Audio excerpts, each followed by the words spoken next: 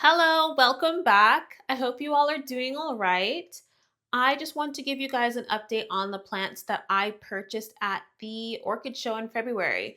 This is the Southern Ontario Orchid Society's Orchid Show. This is their 60th anniversary, their Valentine's Day show, basically their annual orchid show that they do.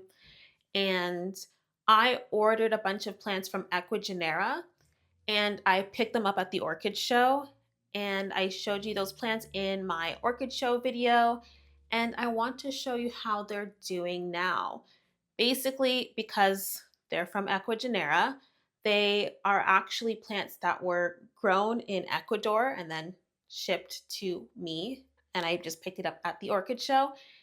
And so they may have required a little bit of acclimating to my home environment because I don't have the same kind of environment and climate like they do in Ecuador. And I wanted to show you a bit of the process that I took since it's really the first time that I have gone through the acclimation process. And I want to show you what they're looking like now. So let me show you a clip of what I did. I recorded myself potting these plants up the day after the orchid show, but I was so exhausted after that day. I well, first of all, I did not post or show you guys me potting up these plants. And I also completely forgot to turn on my mic when I was recording. So I'm going to just do a little bit of a voiceover and explain to you my process while I am potting up these plants. And then I'll show you how they're looking like now. Here you'll see I'm taking the plants out of a bin. I was so exhausted the night of the orchid show that I just needed to put them in some high humidity place until I was able to properly take care of them. So I gave them a little bit of a water if they needed it and then put them into this bin. Then I'm going through all of the plants to check the root systems as well as if there's any pests on them.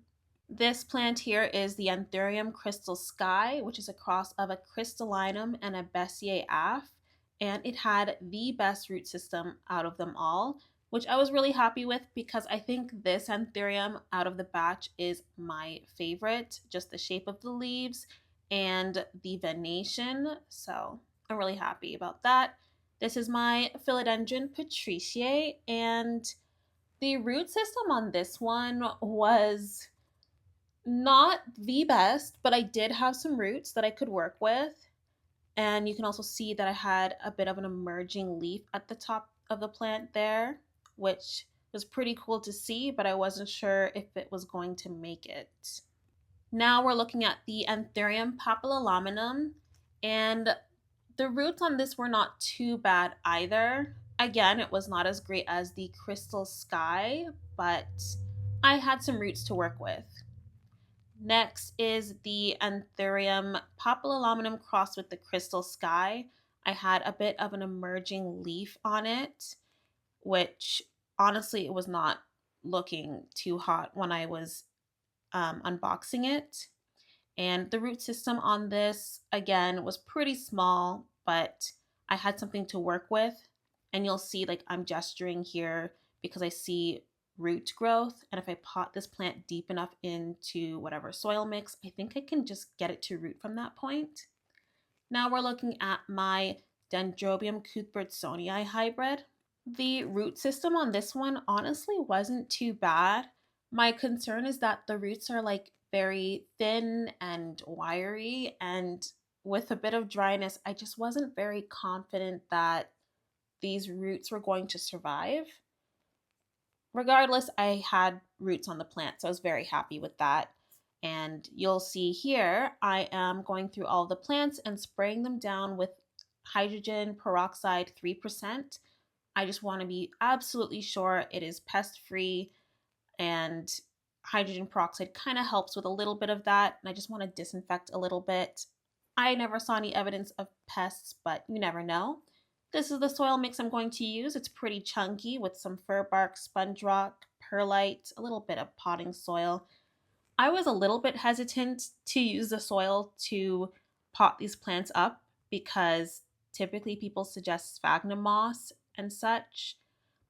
Even like perlite, I think some people do, but I wanted to try the soil because I felt like I had enough of a root system for these plants.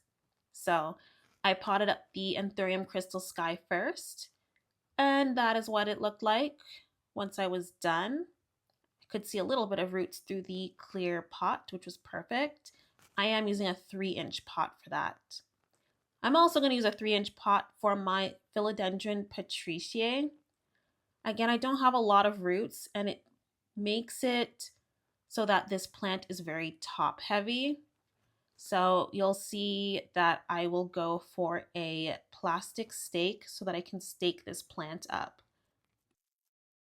Once I have it staked up, I find that it was no longer like falling over, and I can just have it sit upright and not worry about it collapsing too much.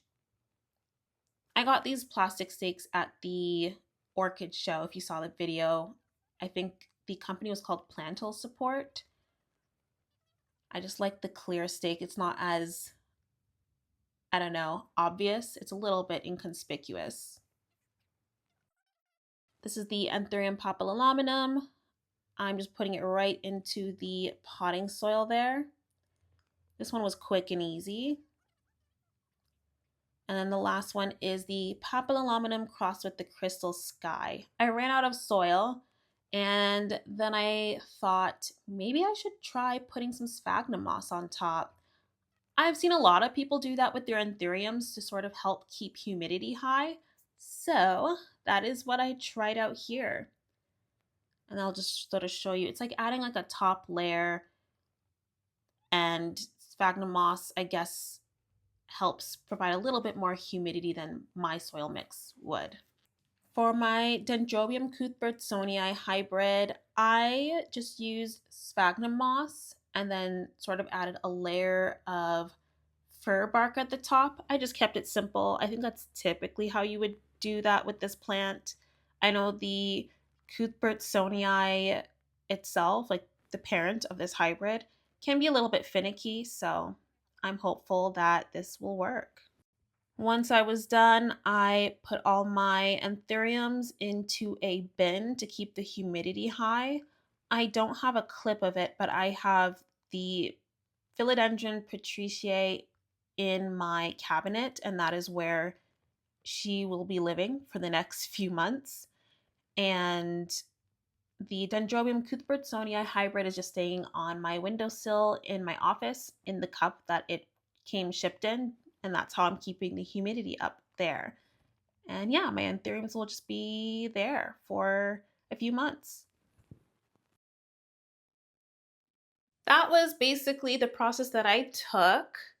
I don't know if it was the right one or if it was the best choice. I just kind of went with what I thought would be the best thing to do was based on my experience with plants. And let me go through them. Let me start with the philodendron. So here is the Philodendron patriciae. She might be looking a little different.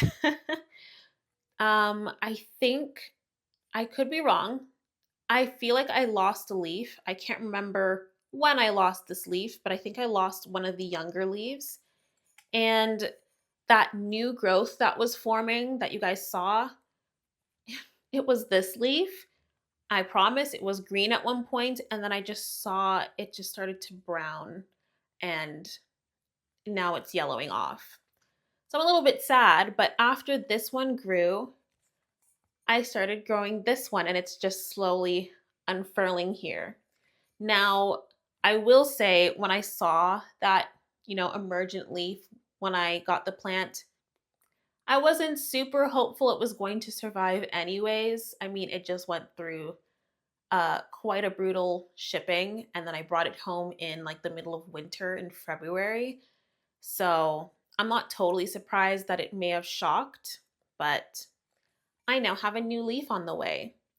I also removed the plastic stake. At one point, it was just finding it a little bit difficult to keep the plant in my cabinet and have the stake. So I opted to put it in like a tray and then keep it in my cabinet.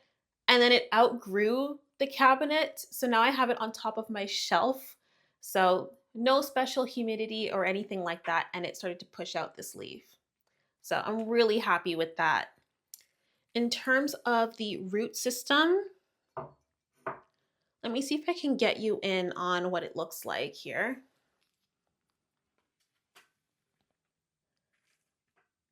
She pretty much is starting to fill out the pot. It's not root bound or anything like that, but I'm just seeing a lot of new root growth. And you'll also see like some, oh my goodness, how to show you. I also can see here some aerial roots started to form when I had it in my cabinet, just because it has that little bit of humidity. Now that it's not in there, it just stopped growing. And I have this new root here that's sort of going right into the soil. So, although it didn't have the best root system when it started, it has been putting on some new roots. And yes, these leaves look a little bit more damaged, but again, uh, that's sometimes what happens when you do import plants. So I'm just going to focus on the good things that are happening, and I'm really excited to see how this leaf unfurls. Yeah, that is the Philodendron patriciae. Really doesn't require too much light right now, which is awesome. Yeah, I don't really grow it under any grow lights, but she is doing well. The next one I want to show you is the Anthurium Crystal Sky. So this is the one I was saying, like, I really just love the leaf shape. I just think this one is just so pretty. Obviously, you know, these leaves are not looking as hot as they used to. A little bit damaged, but I have a new leaf growing in. So I'm hoping this one will look a lot better, maybe closer to this. I also think I lost a leaf on this. I can't remember. And I have quite a bit of roots growing on this plant. Let me see if I can show you here. I've been keeping them in quite a bit of water here in a little tray.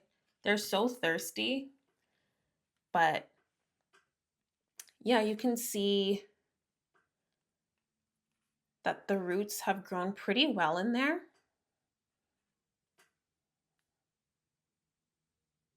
Does not want to focus. There we go.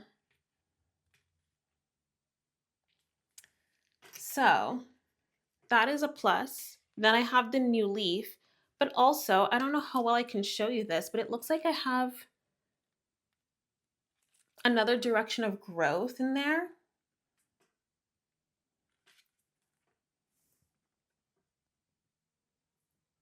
And I think what happened is that where the new leaf would normally grow on this side, there's like a root that just grew right through it, and I think it stunted that, so it decided to grow this new leaf from another growth point. So I don't know. I'll keep an eye on it, but it's a little bit weird. But yeah, I'm really excited for this one. I'm honestly the most excited for this one, just the leaf shape and how like defined or sharp the veining is. Because I know like a lot of these anthuriums are very like sparkly and have these blurred lines. I just like how crisp these lines or the veins are on these. So yeah, I'll keep you posted on this one as well. The next one is my Anthurium papillilaminum. And I'm really excited about this one as well. I know it's such a simple looking leaf, but it is quite velvety. I just think it's very pretty. And another one that rooted super well. You can even see the roots coming out the bottom. And yeah, I don't know if you noticed, but it also has a new leaf coming in. And it's honestly so pretty. Like it's like a burgundy color. And I've seen pictures of like how papillilaminum new emergence look like. And I know this is still fairly young, but I would really love to see like when it matures, like how this kind of looks. I don't know how well it's picking up the red on camera, but It's like reddish burgundy. And I just think it's so pretty. Honestly, it rooted super well, and I'm very shocked. Also very thirsty, which is why, again, whoop, I keep it in water. um, at least like half an inch of water around that, half an inch to an inch. Um, I think an inch could be a little bit too much, but they're pretty thirsty, I'm finding, and they're doing pretty well. I forgot to mention too, like I was keeping these anthuriums in the bin for a while, and honestly, it was maybe like 3 weeks after keeping them in the bin that I decided to just move them into my cabinet. So it's not quite as high humidity, but it still has a bit of a higher humidity environment. And that's currently where they've been living for the past maybe like month and a few weeks. So pretty good progress, I'd say, considering I was nervous to put this in soil. The next one was the one that I was sort of experimenting, putting this sphagnum moss on top. And I keep saying the name backwards, but it is actually Anthurium Crystal Sky crossed with papillilaminum. So I still kept the large leaf on this one. It's very pointed upwards right now. There we go. And yeah, that new emergent that was there, it did not stay. But now I have new growth finally appearing, which is a great sign. It drained all of the water. But again, pretty good root system. So again, I'm really happy with that. The sphagnum moss thing, I don't know if it made much of a difference. I guess it makes it so that I can put like the moss a little bit higher because I do have nodes really high up, and like if it was soil it would probably fall out, but I can sort of mound the moss so it can touch more points. It seemed to have worked just fine, but all of them seem to have been fine. So I don't know. It's the two ways that I done it kind of worked. Not like it was that extremely different, but you know. And yeah, I'm really excited about this one too, just because I mean, if this is the size of the leaf that I got it with, I'm curious what the leaf size might be for this. It has been 2 months at least, and I'm hoping it's not like still shocked or anything, and then I'm hoping it will still produce like a good sized leaf. And I'm wondering if I can see more detailing or anything like that as I get a more mature leaf. So, again, another one I'm going to pay very close attention to and watch how it goes. But it was also a pretty successful one. No failures here. This one also acclimated very well. The last plant is my Dendrobium Mountains Butterfly Kisses. And I think it was like F. rojo xanthinum. So this is the Cuthbertsonii hybrid. So it's Dendrobium glomeratum crossed with Dendrobium cuthbertsonii. So I've always heard that the Cuthbertsonii is very tricky and the hybrids are a lot better. So that's why I picked this one. And it was a shame because it came with buds, but they all blasted upon shipping. And when I was repotting the plant, I just noticed all the buds just fell off. So it's a shame, but I'm not super shocked. And I have made a few mistakes with this since I've had it. I kept it on my windowsill in my office, which meant it may not have had the closest attention like my plants would downstairs. And when I watered it, I think I overwatered it a few times and it was just sitting in water. And I had no idea. And I also had like, there was like a dome on top of this, basically what they gave me the plant in. And that's what I was using for high humidity. And it just started to mold. And so I had to kind of go through and like wipe down the plant, take off mold, remove some media. And I think it looks a lot better now. Let me see if I can quickly take it out for you.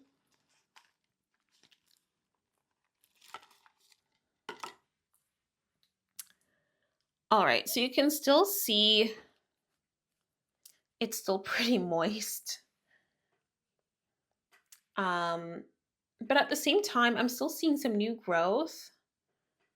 Maybe not the healthiest or the happiest of growth, but it has been growing. I'm kind of surprised. Knowing that the Cuthbertsonii is supposed to be difficult, this has been very forgiving, given that I made so many mistakes. And honestly, I just really love the texture of this. And like, I don't know how to get it to bloom.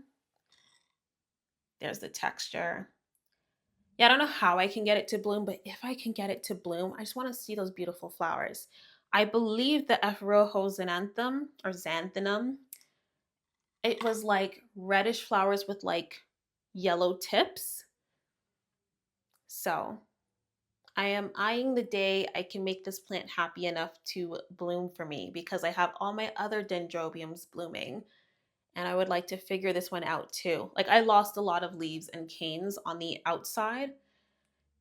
Again, because of my overwatering and at one point underwatering too. I forgot to mention that.